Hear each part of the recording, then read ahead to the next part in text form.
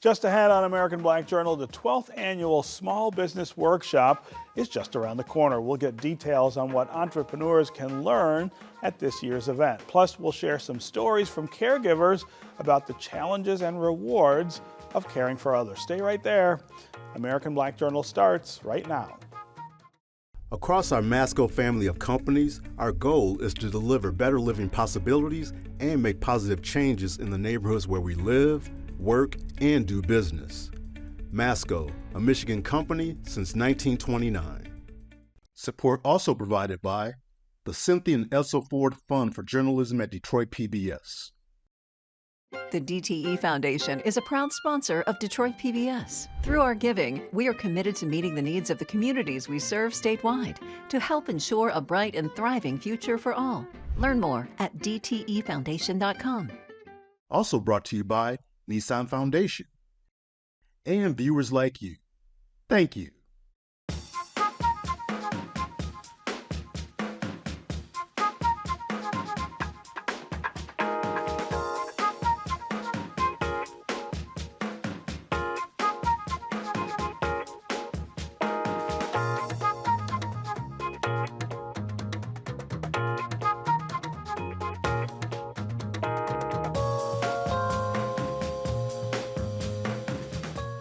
Welcome to American Black Journal. I'm your host, Stephen Henderson. It's almost time for the annual Small Business Workshop presented by the Lee Group. This year's event takes place on May 13th at the Corner Ballpark in Detroit. The workshop's theme is Resilient by Design, Innovating Through Disruption. The free event provides expert advice, resources, and networking for small business owners. Here to tell us more is Mark Lee. He's president and CEO of the Lee Group and a Detroit PBS board member, along with Ray Waters, president of the Detroit Development Fund, which is one of the event's sponsors. Welcome, both of you, to American Black Journal. Thank you. I love the theme of this, managing through disruption. Everybody is familiar with that idea right now. Talk about what that means in the context of small businesses, though. Well, first of all, I want to thank you for having us. And Detroit PBS has been an ongoing supporter, sponsor since day one, so thank you very much. We are living in these unusual times. You and I have chatted about it before. There's a lot of uncertainty right now, well, as it relates to the economy, as it relates to globalization. And small businesses are no different. And there's a lot of disruption. So the question becomes, with disruption, how do you navigate that the uncertainty of running a business in these times? So the objective of this workshop is to provide you with tips, resources, practical advice from business leaders like Ray Waters and other sponsors and other people involved in this workshop to help you navigate those challenges. Yeah. The disruption, all businesses have to be able to manage that. How different is it right now? I mean, as a very small business owner, I can say that the disruption to my business is greater now than it has been, at least in the last 10 years. But I'm wondering what you think about what's going on, and I guess how long you think we're all going to have to put up with this. I think the fundamental difference is that a disruption may last short term. Yeah. It can be longer term. This one feels different. It feels like it's a little bit more scary. Yeah. And the scaredness is because of inflation, because of the uncertainty of the economy, certainly things that are going globally. How long is it going to last? I don't have a crystal ball. Right. But it feels like it could last a little bit longer than what it normally would last. So I think to answer your question again, this one just feels a little bit more scared. Yeah. And I get a sense, I talk to so many businesses, there's a lot of uncertainty out there. And over the last several months, we have lost several small businesses here in Detroit. Yeah. The number of restaurants closing has started to catch my attention. I think that's a sign of what's sort of out there and what you're seeing is that that's a direct result of the inflation. That's a direct result of the cost squeezing that you're seeing right now. There's no question about it. Yeah. So Ray, you guys support small businesses with a number of different resources and tools. What are you saying to them right now? What are they asking of you right now? We do support businesses through loans that we provide to companies that aren't able to get bank financing, technical assistance, and some grant money. And this is our 12th year that we've been working with Mark on this workshop. And I think we're seeing exactly what Mark just said from our customers. They're coming to us, they need more money. They are in the middle of this disruption, which seems, as Mark said, to be going on and on and on. And we see it within our restaurant group that we talked about. There are many of our restaurants that are struggling because people aren't getting out as they used to. Yeah. They're ordering and all of that. Before, when you ran a business, you would just deal with the disruption at the time. You go through it, you figure it out. But it's becoming so constant now that you have to start planning for it ahead of time. And that's the problem our loan customers are going through now. How can we plan for it? What can we look that's different? And that's what I hope this workshop will help people understand, that you plan for it instead of reacting to it. Right. And that's kind of the goal. But what does that plan look like? I mean, what does that mean to plan for disruption? Well, I think you have to look through all of the options that you have available. For example, if you're a manufacturing firm and you get supplies from one supplier, you've got to start branching out more and finding other suppliers that you might be able to use if your original supplier either ups the cost so bad you can't handle it, or they have a problem. Or they just go away. No way, and delivery problems. Yeah. So I think you have to start branching out and doing that a little bit more. This is a tough one. How do you find new customers? That's what every loan customer goes through. But how do you do that? And trying to find ways for us to send our loan customers to experts who can help them with a marketing plan that broadens out what they do instead of this, to deal with more customers and bring more in. And I think the bottom line is, what Ray is saying is, how do you plan for this? You have to be flexible right now. You have to be flexible. Talk about the workshop this year and some of the things that you'll be focusing on. I'm excited to talk about it, no question about it. We've identified great speakers. They're going to come in. We're going to have a keynote speaker that talks about, from their perspective, how do you manage disruption? What does that mean to you? We're going to have a panel discussion. Business experts from across the great city of Detroit, across the southeastern Michigan region, will share their perspective, practical examples. Again, how do you navigate these disruptions? What do disruptions look like? How do you address those? The ever popular fireside chat. We have a business leader. We have a couple of business leaders that I'll be interviewing and having time with them, and we get intimate in terms of the conversation. Again, start to share real life examples. So we have all types of speakers. We have great sponsors such as Detroit Development Fund, First Independence Bank, amongst others.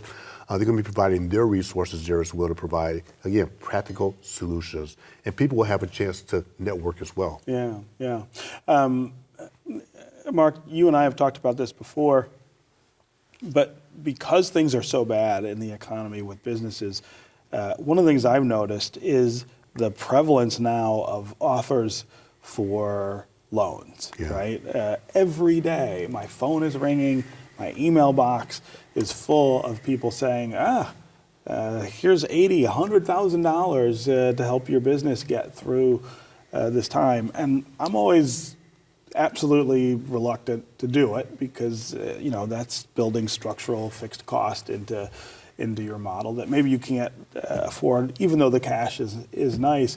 But I wonder if you're thinking differently about, or you're encouraging businesses, and Ray, this is a question for you too, to think differently about borrowing to get through the disruption, and whether that's an answer. Well, I'm going to defer to Ray. I have my perspective, but obviously you're focused on microloans and things like that. Give your thoughts. What we're seeing now that is becoming more and more prevalent is, yes, you can go on LinkedIn and you can apply for a 24-hour response and get a loan. At least 70% of those are predatory lending loans. They're at high interest rates that are 15, 20, 25%. And many of the small business owners are scared right now. And they don't understand that interest rate will eventually really, really hurt them. Yes. So while I recommend the possibility of borrowing, I suggest that you find somebody local. Even if you're not bankable, there are a lot of CDFIs in Detroit who are willing to do these type of loans for small businesses. We can't do it in 24 hours. But we can be helpful along with providing technical assistance to them to help them with getting ready for that loan and all of that. But we were at a meeting this morning of some of the CDFIs, and in the last month, from what they could find here, 70% of the loans that small businesses took were predatory lending with rates at least 25%. Wow. And that's really, you talk about being disruptive. Yeah. It's not when you start, but at the end, that's a horrible interest rate to have to pay. And I think that the bottom line there too is that you're talking about financial or financing your business. Be practical, be pragmatic, understand what your specific needs are, and be very careful. Yeah, yeah. I think there's also an important difference between, I don't want to get too technical, but structured debt versus revolving, right? There's all kinds of revolving debt that people get offered, which does not go away automatically. You've got to be aggressive about paying that down. Structured debt, even if the interest rate is higher, at least it's a term loan, right? 5 years, 10 years, whatever. That seems more practical for businesses. And the other thing that we see some of our small businesses doing, we just financed a company that came to us that had put $32,000 on all high-interest credit cards because they needed to do it quickly. Yeah. And I get it. I understand that. But thank heavens there's an avenue that he can come in, we can take that note down, and he's paying 7.5%, 8% on it. But that's another challenge businesses have to be careful of. Yeah, yeah.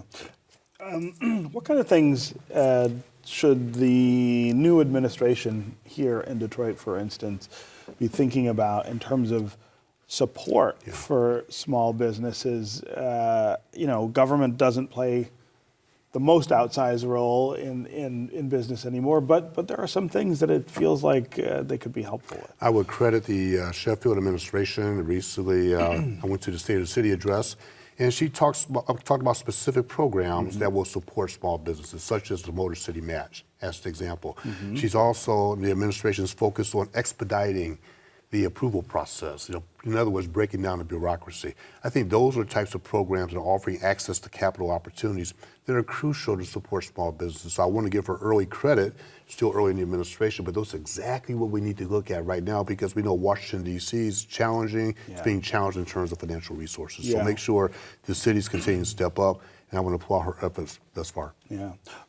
Go ahead. And I would totally agree with that. I mean, the Motor City Match program is a great program, and we have sponsored and funded with loans probably 40% of those companies that got the Motor City grant, so they now get a loan. And then the other thing she did just recently was the Detroit Startup Fund. Yes. Where brand new companies came in, they got a check from the city so they could start their business, provided with technical assistance from organizations to help them make sure they climb that ladder and don't go way off the ladder, but they can get up the ladder. Programs like that the mayor's going to do will be very helpful. What about starting a business right now? Is it a good idea? Is it a bad idea? Or you just wait? Again, that's your personal choice. Right? That's a personal decision. I mean, here's what I would recommend is don't make rash decisions.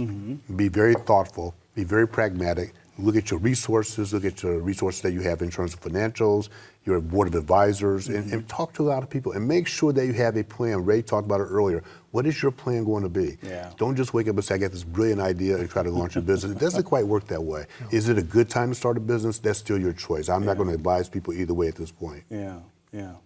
And I would totally agree with that. Yeah. If you're going to do it, be prepared. There are really great resources in this city that you can use at no cost to help you put your business plan together, to help put your projections together, and to look at the market. And you may think, I've got this product, I love it, it's going to go like this. And after about a month of looking at it, it may not go that way, it may go a little sideways. Yeah. So I agree, you've got to take the time and plan. And quickly, a sobering thought is 80% of businesses will fail within 12 months. Yeah. Within 12 months. Yeah. And just let that sink in. So it goes back to planning, being thoughtful, being pragmatic, and make sure you have the proper resources as you want to do this. Yeah. Well, Mark, congratulations on you. another year of the year. workshop, and thanks to both of you for being here on Thank American you. Black Journal. Thanks for having us. Appreciate it. Up next, conversations with local caregivers. But first, here's a clip from a 1986 Detroit Black Journal episode about African-American entrepreneurs with guests Dave Bing and Earl Graves. Well, as a black man in business, how did you see your clout grow specifically, and what could be done for the black community as relates to gaining that kind of power? I would say I'm very fortunate in a location, more than anything else, to be very honest with you, to to live in a city like Detroit that has a mayor like Coleman Young, that has the whole political team that's very, very supportive of black entrepreneurs. To be in a city where you're in manufacturing, such as my business, and have all three major car companies located here that are very, very supportive of the program has helped also. So I think location and support from major corporations and the whole political process has helped me to grow from a very, very small company in a short period of time to expand my growth, not where I'd like to be, but has helped tremendously. You mentioned that, though. It is important to find, and especially I think for blacks, to find a niche. Now, you found a corporation that needed to supply for others. Now, many blacks do not necessarily do that, or for some time they did not. They had traditional black businesses. Is it important that we move past that and start to grow into other areas? Is that why you picked steel, perhaps? I think so, without a doubt, because in steel, it was something that obviously is non-traditional vis-a-vis what most blacks may venture into in terms of business. And I saw an opportunity here in this city where it was a major, major business. It's a support system to the big automotive industry, and I saw an opportunity to get involved into something that could accrue major dollars for me, which would help me leverage myself to diversify into some other areas. Mr. Graves, what about that diversity and being able to supply for larger corporations and moving away from the more traditional black businesses?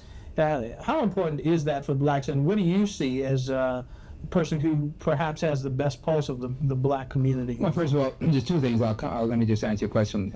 It's terribly important, it seems to me, that we look at the fact that we're on the threshold of where we can go as far as business is concerned. We're knocking at the door of opportunities such as the business that Dave is in, such as telecommunications, such as businesses having to do with manufacturing, other businesses that we're in a service-oriented society. We look at the number of auto dealerships we have that have come out of Detroit in the last 10 years. You look at the number of black-owned radio stations and television stations that we have in place today. You look at the number of franchisees. When you start talking about fast food chains, whether you're talking about McDonald's or Burger King, or KFC, or the like. Those opportunities are there, and so in terms of where we're going, we need to look at those kind of opportunities, and we also need to look at the opportunities of setting up our own brokerage firms, our own finance firms, and so forth, because we clearly need the clout of having our own economic wherewithal. Now, one of the things which is terribly important, and Dave, because he lives here in the city and has such an outstanding name, glossed over it rather quickly, and not intentionally, he takes for granted the fact that Coleman Young does a great job because he's here. I don't say take for granted, but at least he acknowledges he's here. That in our own city, we can't make that kind of statement. In New York City, the mayor of New York City is almost unalterably opposed to setting quotas and setting goals where it's going to allow minorities to move forward. And so we really have an environment which is not a very happy environment in terms of the opportunities. So being in an area where there's a black chief executive of the city is terribly important. As part of our coverage on caregiving, Detroit PBS has produced a series of conversations with local caregivers. We've captured their personal stories about the challenges and rewards of caregiving. Here are some of those stories. My mom is Julia Esau. She's 105 years old as of October 29th last year. Actually, I don't consider myself a caregiver because we take care of each other. My belief is if a person can already do an activity, allow them to do it until they can't do it anymore. Then that's when the caregiver steps in and does it for the person. So my mom, which is 105 years old, she is able to dress herself, tie her shoelaces, put on her boots in the wintertime. She cuts up our fruit and makes our fruit bowl in the morning. She cuts up our vegetables and makes our tossed salad in the afternoon, in the evening for dinner. And she basically does everything herself. There are caregiving workshops that Mom and I have attended, because we attend almost everything together. And there are caregiving workshops, and I listen to people and they tell me the problems that they're having. But Mom and I, we don't have those problems. But it's nice to know that there are other people who are in similar situations.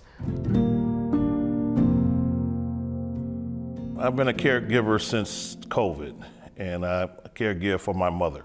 When COVID came about, my mother she has health issues, so she wasn't able to go out in public. So that's when it all started. So I had to start doing her grocery shopping and running other errands for her. It was very difficult at first because I didn't know what I was doing, but then it flowed naturally for me because it's someone that you care for. And then I knew I had to do this, and I had to be on front to support my mother. My sister is a great resource for me to go to help me to help my mother a whole lot better. By her working in the healthcare field, especially working with older adults, caregiving showed me that I have patience, and I didn't think I had. And the way my mother cared for me made me want to do the same for her. So that's gave me the motivation to do that. When she texts me and says, "Thank you, son," that's the reward. Because I don't do things just for accolades or anything, just for her to acknowledge that fact, and she sees that I'm going above and beyond, just that acknowledgement just from a text, that brings me joy. What I would recommend to someone that's starting off in caregiving, reach out to different organizations that are available here in the Metro Detroit area that assist you and give you insight in how to become a better caregiver and also how to navigate that process. I first came into caregiving just observing my mother, who was caring for her mother, my grandmother, who lived to be 100. And she lived in the family home with my mom, and I just sort of, from a distance, I helped and filled in when I needed to, but I never realized the complexity of it. So it was Grandma first, and then after she passed, about 5 years later is when Mom's health began to decline. And we had a 5-year run. I was here. There's just two of us, my sister and I. My sister was in California. And 5 years in, then Dad began to decline. And so I had a 10-year run with both Mom and Dad. I knew nothing about healthcare systems, really. I didn't know about long-term care. I didn't know the difference between Medicaid and Medicare. I didn't know anything, and I was 50. If I had known what I know now, I would have started with Detroit Area Agency on Aging, where they could have plugged me into different services. Mom had to go into a nursing home. Dad was at the family home, which was about 10 blocks from each other, which made it easy. I got a job with the Institute of Gerontology at Wayne State, and I had an old journalism degree. I call it a 20th century journalism degree. So all of that, once I realized that this was something that a lot of people were struggling with, I said, and this is early on in the caregiving, people need some place where they can go and get the information.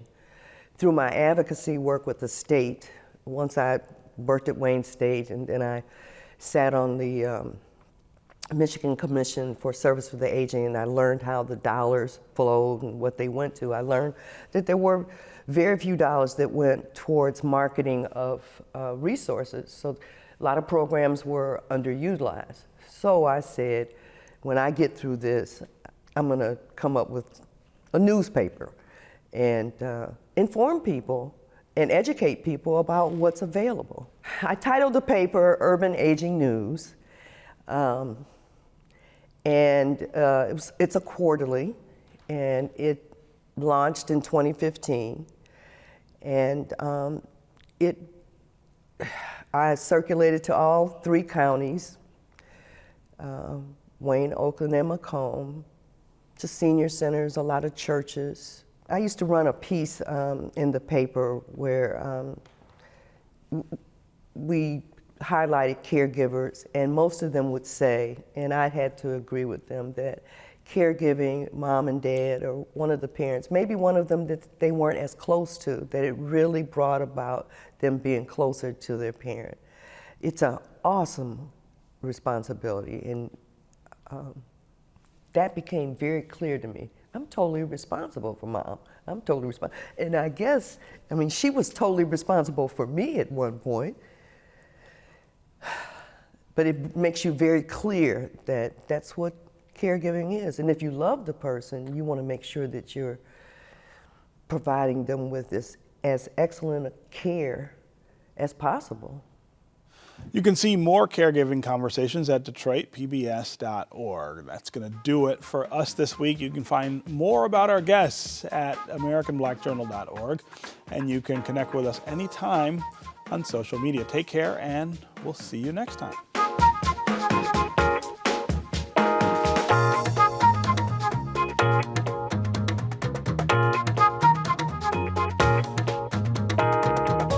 Brought to you in part by Impart Alliance, Ralph C. Wilson Jr. Foundation, and by across our Masco family of companies, our goal is to deliver better living possibilities and make positive changes in the neighborhoods where we live, work, and do business. Masco, a Michigan company since 1929. Support also provided by the Cynthia and Elsa Ford Fund for Journalism at Detroit PBS. The DTE Foundation is a proud sponsor of Detroit PBS. Through our giving, we are committed to meeting the needs of the communities we serve statewide to help ensure a bright and thriving future for all. Learn more at dtefoundation.com. Also brought to you by Nissan Foundation and viewers like you. Thank you.